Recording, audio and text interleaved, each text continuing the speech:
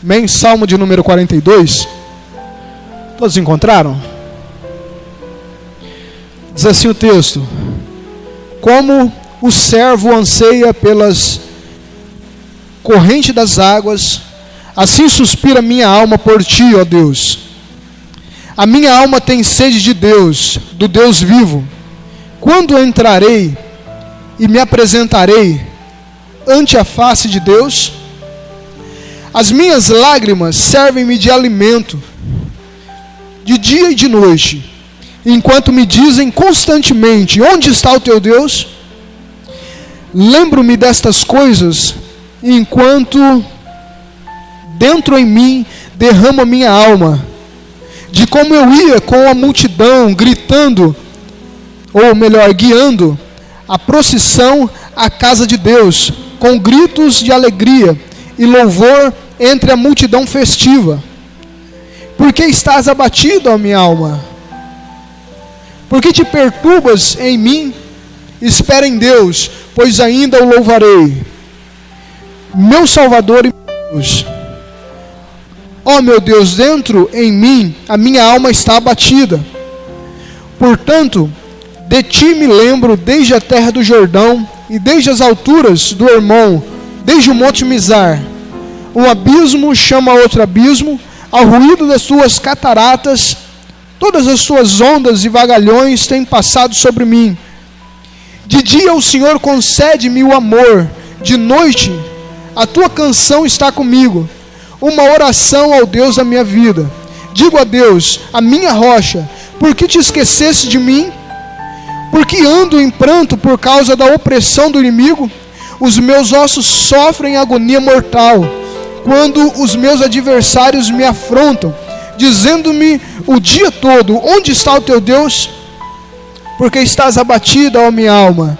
Porque te perturbas dentro em mim? Espera em Deus, pois ainda o louvarei, meu Salvador e Deus meu.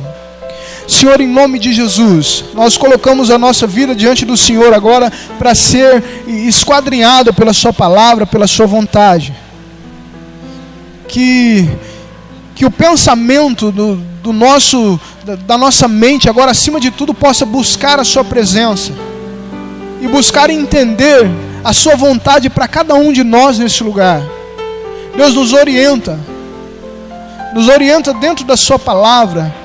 Usa o seu Espírito Santo em nós agora e nos orienta diante das suas verdades.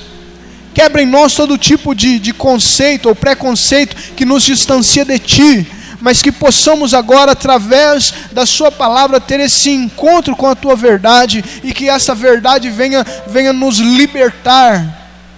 Assim como o seu filho disse: liberta-nos para viver só para ti. Cada dia mais um pouquinho na sua presença, cada dia um pouco mais próximo do Senhor. Que seja assim em nossas vidas, que o seu Espírito Santo possa tocar em cada coração agora e trazer uma mensagem de forma particular a cada vida, Deus, dentro das suas necessidades agora, em nome de Jesus. Em nome de Jesus nós te louvamos, Deus. Fala conosco. Amém? Irmãos, baseado nesse salmo, a gente vai fazer algumas reflexões aí. O salmo deu para perceber que é um homem derramando seu coração diante de Deus. A leitura que nós fizemos mostra um homem que está em profunda agonia, né? Não só de forma física, mas uma agonia que já abate para lá de dentro, uma agonia de alma. Ele chega a dizer que a sua alma, ela está perturbada, porque está abatido a minha alma, né? Então é alguém que está vivendo uma crise profunda, tanto no exterior como no interior. Uma crise que atingiu todo o seu ser. E essa pessoa agora, ela se aproxima diante de Deus e ela rasga o seu coração nessa oração. Penso eu que todos nós que aqui estamos já fizemos uma oração parecida. Já nos ajoelhamos diante de Deus e gritamos quase que sem voz, ou gritamos sem que ninguém nos ouça, mas esse grito o Senhor ouve. Penso eu que todos nós já passamos por essa experiência. E aqui a gente tem, né, dentro da palavra de Deus, alguém que está dizendo: olha, eu estou precisando de um socorro, mas estou precisando de um socorro urgente. Só o Senhor que pode fazer isso na minha vida. E essa pessoa, ela faz isso sem reservas, né? Ela faz isso sem ter medo do que as outras pessoas vão pensar a respeito dele. Nós temos dificuldade para dizer que estamos em apuros, porque nós somos muito dependentes da opinião que as outras pessoas formulam a respeito de nós. Então nós costumamos mascarar as nossas fraquezas, esconder os pontos fracos em nós. E parece que isso é ser forte, né? É mostrar que a gente não tem fraqueza, mostrar que sempre está tudo bem. Mas quando olhamos para a palavra de Deus, a gente encontra um homem de Deus dizendo: olha, a realidade é que eu não estou bem. A realidade é que eu preciso de um socorro. E ele não está muito preocupado com a opinião que as outras pessoas vão formular a respeito dele. Ele está dizendo que a vida dele está precisando de um socorro. E para a gente hoje, eu gostaria de refletir com os irmãos a respeito de vida. E o que é necessário para que a gente mantenha essa vida sempre forte, sempre constante diante de Deus. Quando nós falamos do Evangelho, quando nós falamos da palavra de Deus, e ela vem sendo ministrada, né, de forma quase que cansativa em vários lugares. Hoje todo tipo de mídia reproduz palavra de Deus também. São pregações, são estudos, são sermões de todas as formas. E existe ainda um preconceito muito grande com a palavra de Deus.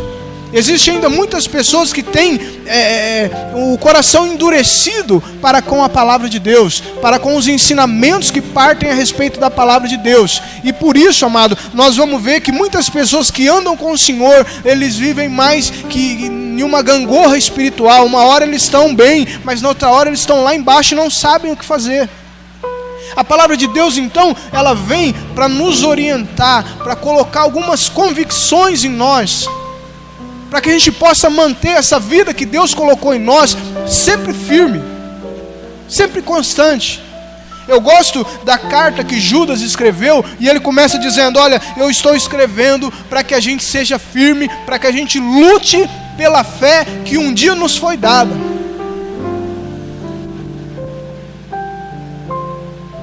A carta que Judas escreve, ela vem nesse propósito. Fala: irmãos, eu estou escrevendo para fortalecer cada um de vocês.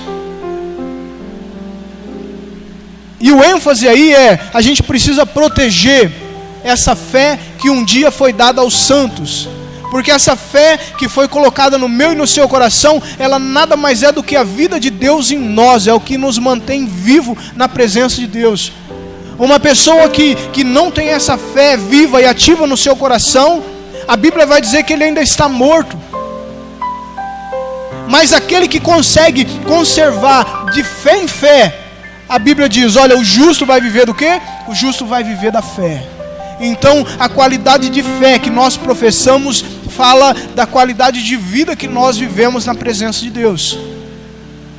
Agora, o porquê pensar nessa vida que está enraizada na fé? É porque muitas coisas vão acontecer na nossa vida exatamente com o intuito de roubar essa fé que foi implantada em você. Quando Judas fala: olha, nós precisamos batalhar por essa fé, ele está literalmente dizendo que é uma batalha que nós vivemos para defender essa fé que um dia foi colocada em nós. Porque se nós não fizermos isso, nós vamos enfraquecendo na vida espiritual.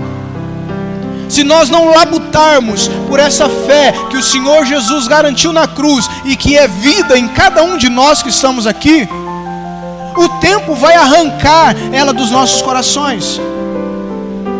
Alguém que se afasta das coisas que alimentam a fé, alguém que se afasta da congregação, alguém que deixa de orar, alguém que deixa de meditar, ele vai morrendo. Ele vai definhando na fé, e daqui a pouco ele já não consegue mais ter vida espiritual na presença de Deus. É necessário que a gente lute por essa fé que um dia foi garantida na cruz para mim e para você, todos nós que aqui estamos. Se você sente que você está vivo na presença de Deus, é necessário que você conserve essa vida, porque senão a distância do Senhor vai fazer com que essa fé acabe.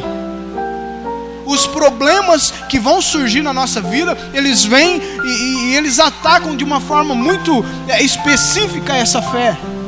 Jesus, falando da semente que é semeada no terreno pedregoso, ele está dizendo: olha, essa semente nasce, essa vida espiritual nasce, porém vem o sol, vem o calor, e porque ela não tem raiz, o que acontece? Ela morre.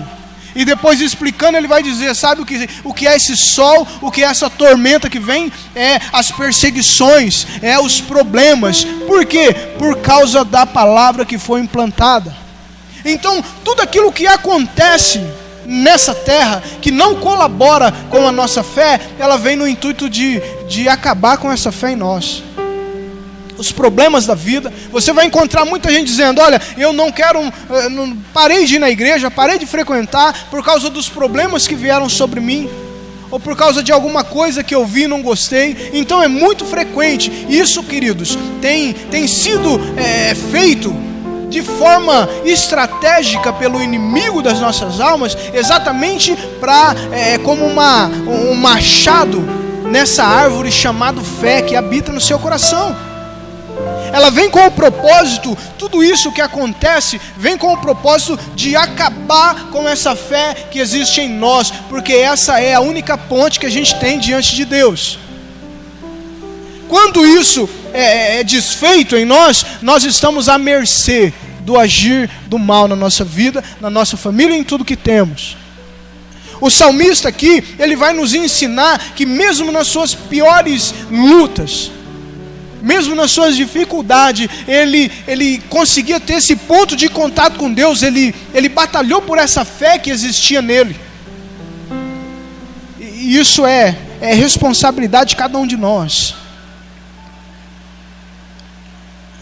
Para proteger essa fé, nós precisamos viver a vida com sabedoria. Porque todo tipo de problema, todo tipo de perseguição, ela vem com o intuito de acabar com essa fé nos nossos corações. Aquilo que você está ouvindo aqui, essa noite, quando você sair daqui, quando a segunda-feira começar, vai acontecer coisas com o único propósito: arrancar o que você ouviu aqui essa noite. Arrancar aquilo que você ouviu aqui essa noite. Se você é injetado com ânimo de Deus aqui, amanhã vai acontecer algumas coisas dizendo: olha, não adianta persistir, não adianta lutar, porque a vida é assim mesmo. Aí você abandona, você permite que aquela ave venha e coma aquela semente.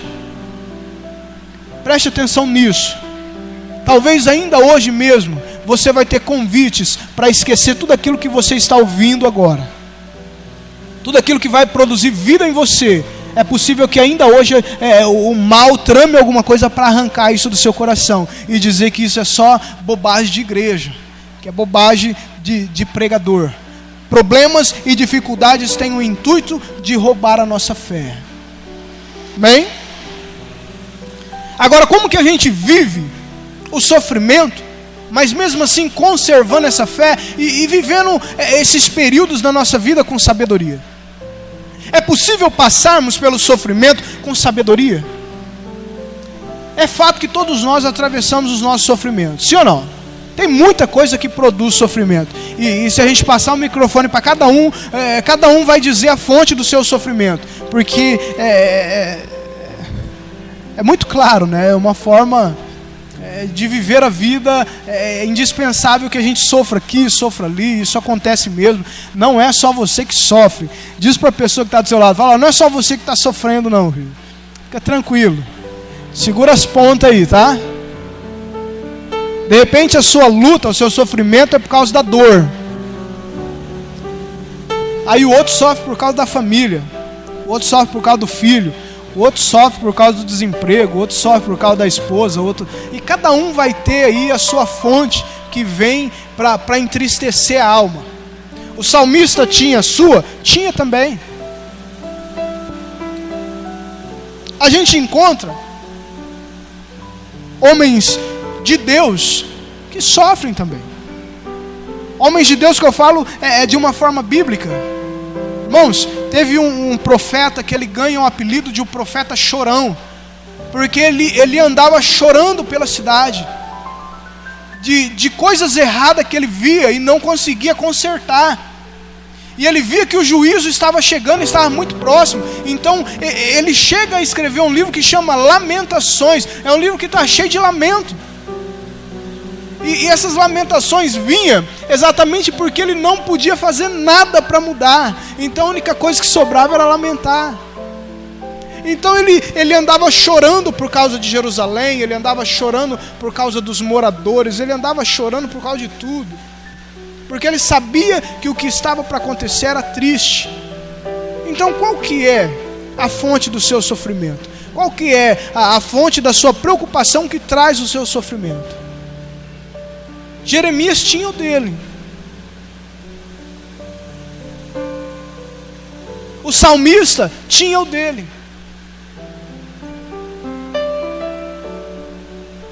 A gente encontra até Jesus. A gente encontra até Jesus em agonia. A Bíblia diz que ele chama os seus discípulos e diz assim: olha, essa noite eu gostaria que vocês fossem orar comigo. Jesus, ele tinha um hábito de orar no monte, e várias vezes a Bíblia registra que ele ia sozinho, mas diz que depois dessa ceia especial ele chama os seus discípulos e fala: olha, vamos orar junto? Hoje eu gostaria de orar junto com vocês. E foi, quando chegou lá, ele separou os 3 mais próximos e falou: olha, deixa esses aí, e vem vocês 3 comigo, vamos um pouquinho mais, vamos avançar um pouquinho mais no jardim, e orem comigo. E Jesus diz algo que penso eu que deixou todo mundo preocupado ali, que ele vai dizer assim: olha, a minha alma, ela está em profunda tristeza, a ponto de eu morrer de tanta tristeza. O próprio Jesus sentiu nesse corpo humano, ele sentiu na pele, como nós dizemos, que o sofrimento, ele traz essa agonia, que o sofrimento, ele traz um monte de pensamentos. Ele chega diante de Deus e fala: Senhor, olha, se tem outra forma, então afasta de mim esse cálice. Então, fato é que todos nós sofremos, e o sofrimento provoca em nós algumas reações, de forma que nem sempre a gente consegue controlar. Sim ou não? O sofrimento, ele não vem só, o sofrimento, ele vem e provoca em nós, provoca na nossa alma, provoca no nosso corpo algumas reações que nós não estamos preparados para lidar com elas. Quantos aqui já viveu, ou de repente vive, um estado de enfermidade que se prolonga? E às vezes ganha meses, às vezes ganha anos. E aquilo vai machucando, não só o corpo agora, começa a machucar a gente por lá de dentro. E começa a produzir em nós alguns pensamentos que nós não estamos preparados para lidar com eles diante de Deus. Aquilo vai nos matando aos poucos. E a gente já vai mudando nossa forma de viver com as pessoas, a gente vai mudando nosso comportamento. O sofrimento, ele tem essa capacidade de nos deformar. A gente deixa de ser quem a gente era, e as pessoas nitidamente veem isso. O sofrimento que transforma. O sofrimento fez Jesus dizer ao Pai: Pai, olha, se for possível, afaste de mim esse cálice.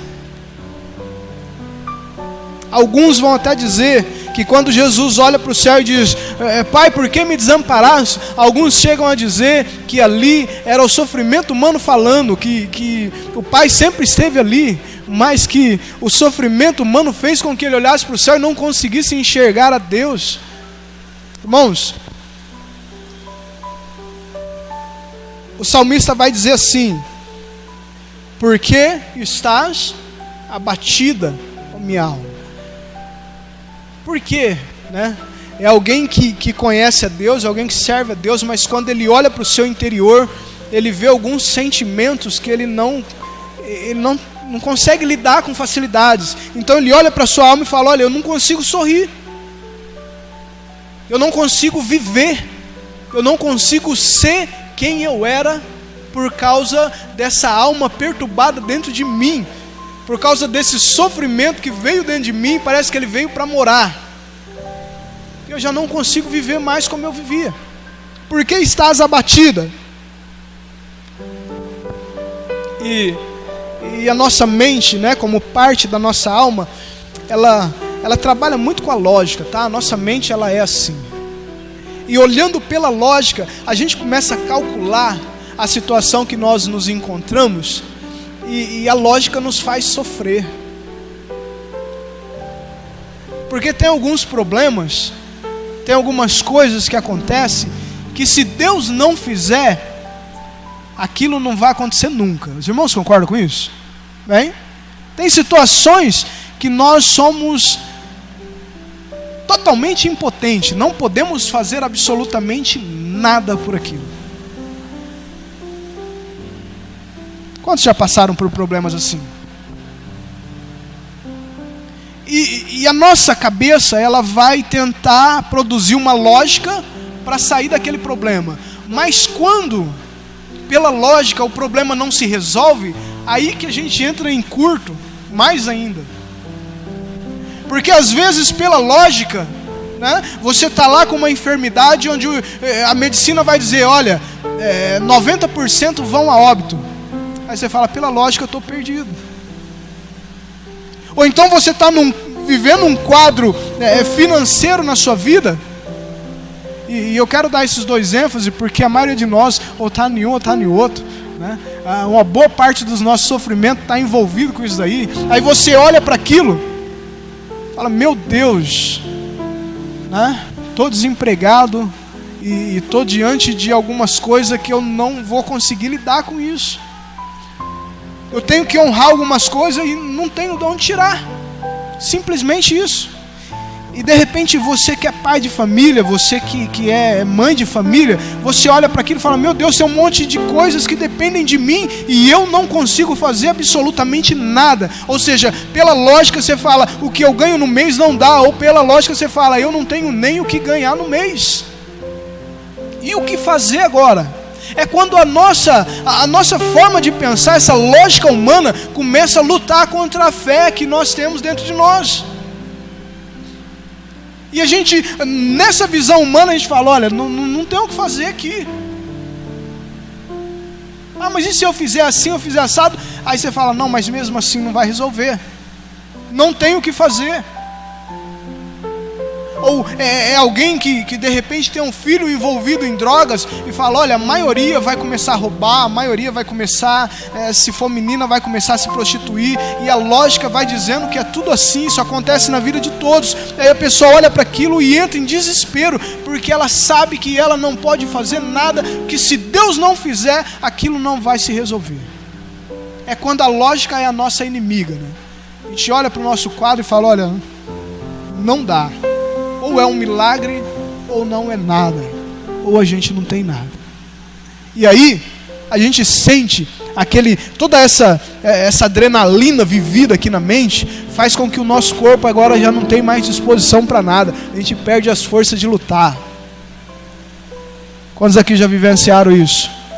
Ele dorme a noite inteira e ele acorda cansado. Ele acorda sem disposição, ele acorda já sem vontade de lutar. E não foi falta de sono. Dormiu a noite inteira e apagou. E acorda arrebentado, porque o seu corpo já não tem mais energia para lutar contra aquele problema. Os irmãos sabem o que eu estou dizendo. O desânimo, né, parece que vem para dormir conosco, né? Todo dia.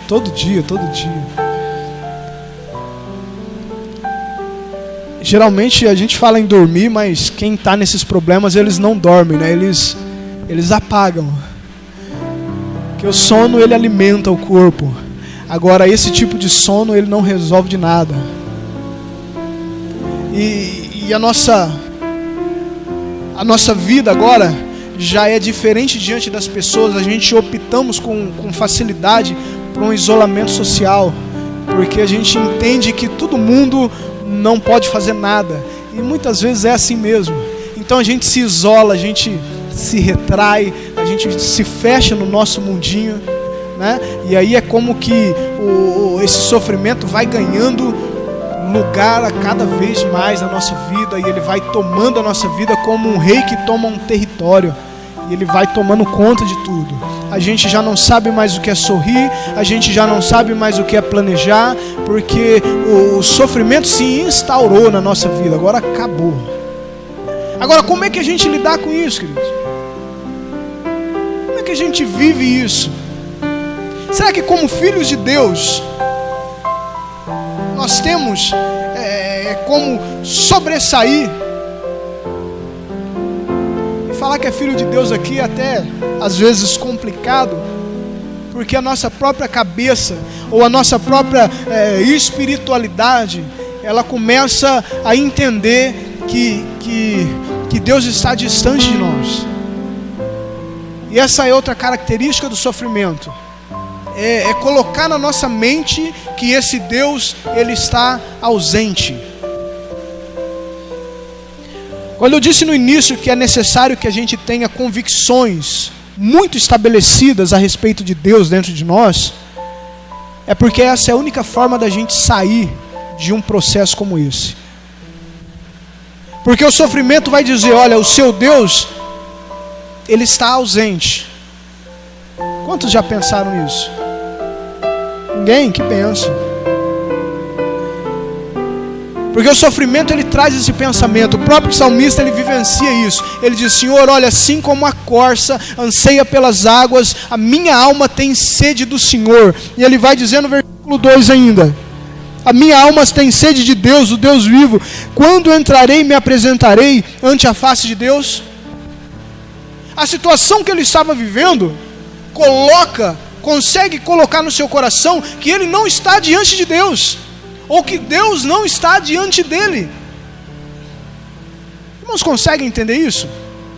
É quando a gente está atolado nas nossas crises, achando que não tem mais jeito de nada, e aí quando você pensa em Deus, você fala, olha, se Deus realmente existe, esse Deus não está vendo nada disso, ele está distante.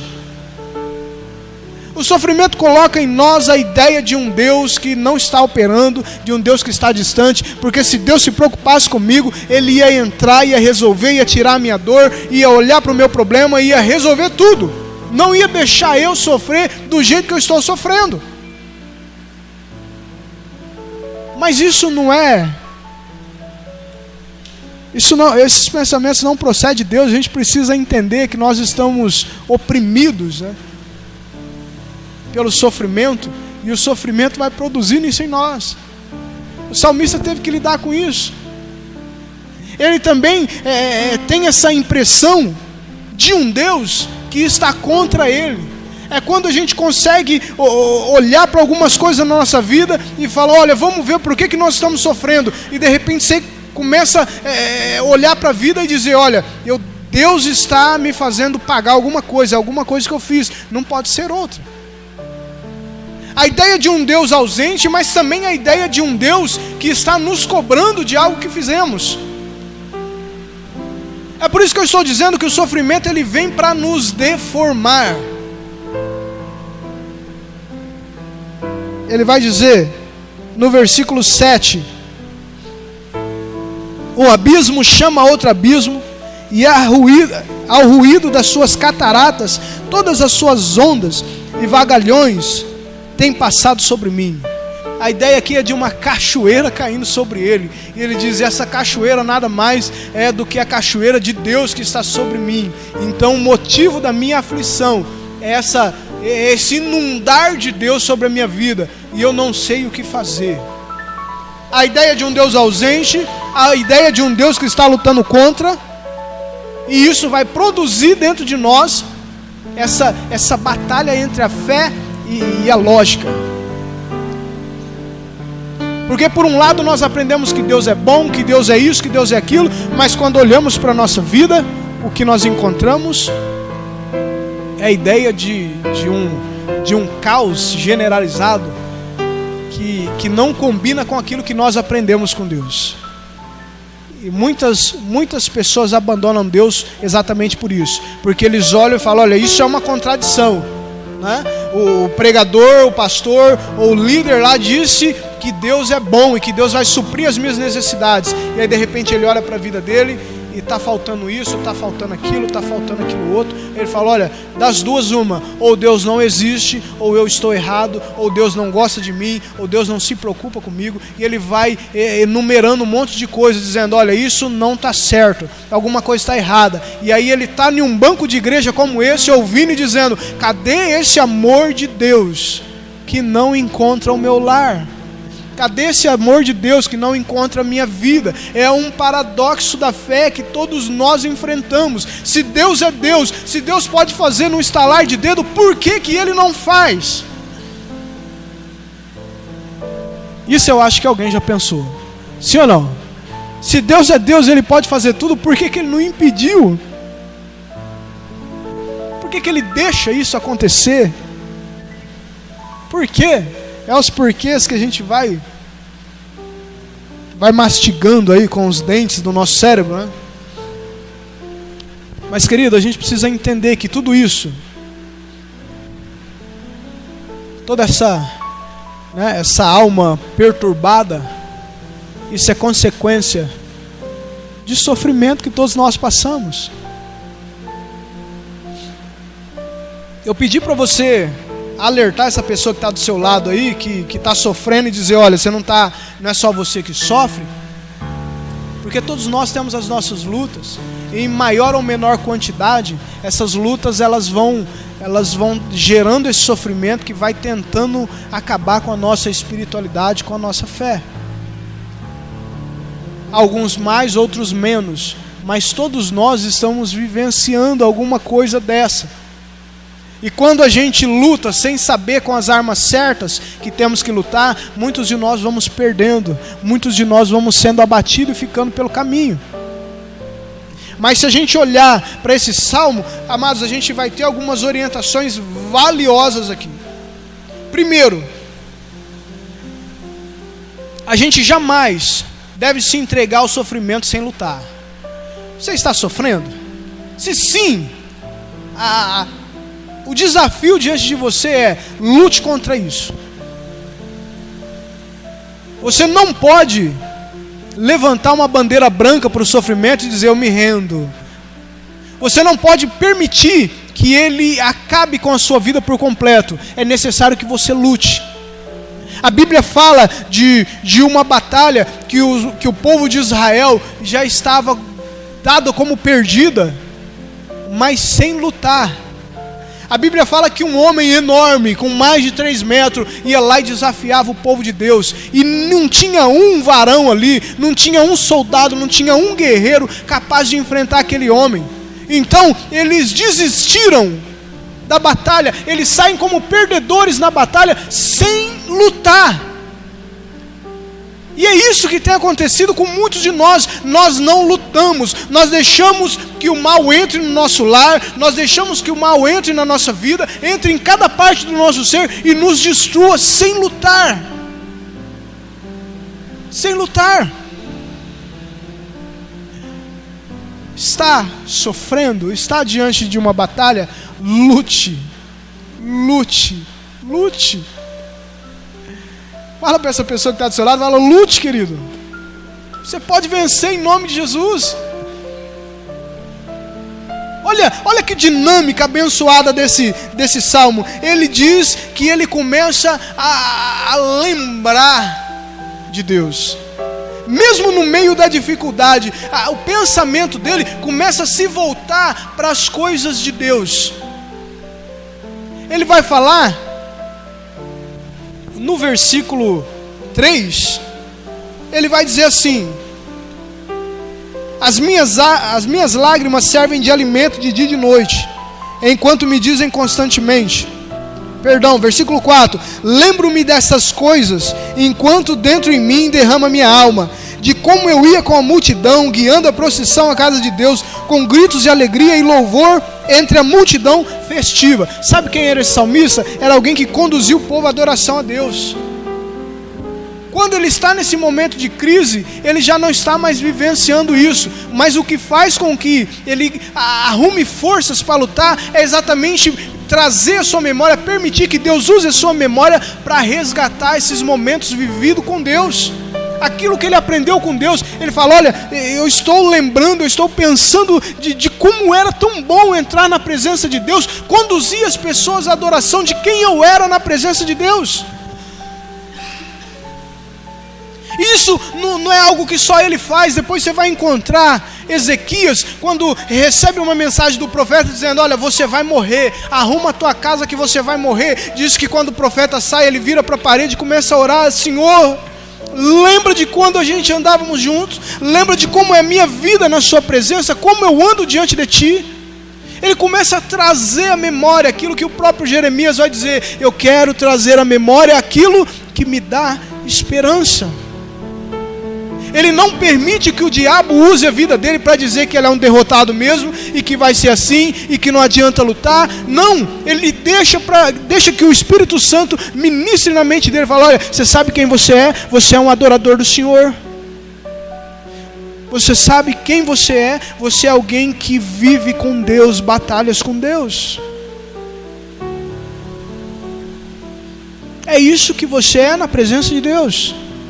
Então, você não é comum, você é especial. As suas batalhas, eu não sei dos outros, mas as suas você pode vencer. As suas você pode sair vitorioso, se você tiver esse pensamento voltado. Deus, eu estou me lembrando aqui daqueles louvores que eu cantava na sua presença. Ou como o rei Ezequias, Senhor, eu estou lembrando aqui de como eu ando contigo. Ou até mesmo Sansão, que está lá cego e já prestes a morrer, e ele está dizendo, Senhor, lembra de mim, Senhor. Sabe quem eu sou, Senhor? Eu sou filho de um mistério, que só nasceu por um milagre.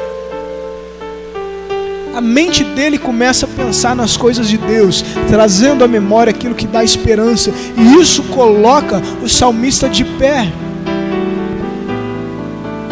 Porque se nós permitimos que os nossos pensamentos só reproduzam um fracasso, é se entregar sem lutar. A visão pessimista de mundo, falar, isso não vai dar certo, eu acho que não vai mesmo não. Não vai dar certo mesmo não. Mas isso. Aí você vai como uma esponja, absorvendo tudo aquilo que não é bom. O Espírito te tentando lembrar alguma coisa importante para te tirar daquela fossa, né? Mas às vezes você está muito distante, que você já nem consegue mais ouvir o Espírito de Deus. Versículo 9 vai dizer assim: digo a Deus, a minha rocha, por que te esqueceste de mim?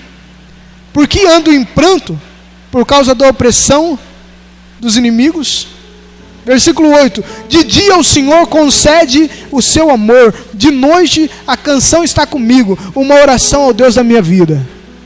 Ele vai dizer, olha, quando chega a noite, o que ele faz aí? Mesmo em meio às lutas, mesmo em meio à dificuldade, quando chega a noite, o que ele faz? Diz que a canção está nos lábios dele. Nós fomos chamados nesse sentido, diante das pessoas, a agir como loucos, né? Porque nós estamos às vezes no meio de um circo pegando fogo, mas a gente está crendo que com a gente vai dar tudo certo. Olha, pode morrer todo mundo à minha volta, do lado pode cair 1000, do outro lado 10.000, mas eu não, eu vou ficar de pé. Mas não deu certo. Olha, não deu certo para fulano, para cicano, mas para mim vai dar certo. Esse é o Filho de Deus. Ele está na pior, mas ele está dizendo que quando chega de noite, ele não consegue dormir sem antes cantar ao Senhor. E diz que existe uma oração na boca dele. É assim que passa por lutas. O pensamento principal aqui é: O que faz desse homem diferente dos outros homens? Se não as convicções que ele formou dentro dele a respeito de Deus, as âncoras que a vida dele firmou diante de Deus. Se você olhar esse salmo, gostaria de que você olhasse de uma forma detalhada, e de repente você nem percebeu, mas olha as convicções que ele tem a respeito de Deus. No versículo 2 ele chama Deus do quê? O que está escrito aí? Deus vivo. Então tinha um monte de coisa que ele não sabia a respeito de Deus, mas que ele sabia que Deus está vivo, ele sabia. O versículo, tanto o versículo 5 como o versículo 11, da metade para frente do versículo, ele vai dizer: Deus é o Salvador, e não é só o Salvador, é o meu Deus.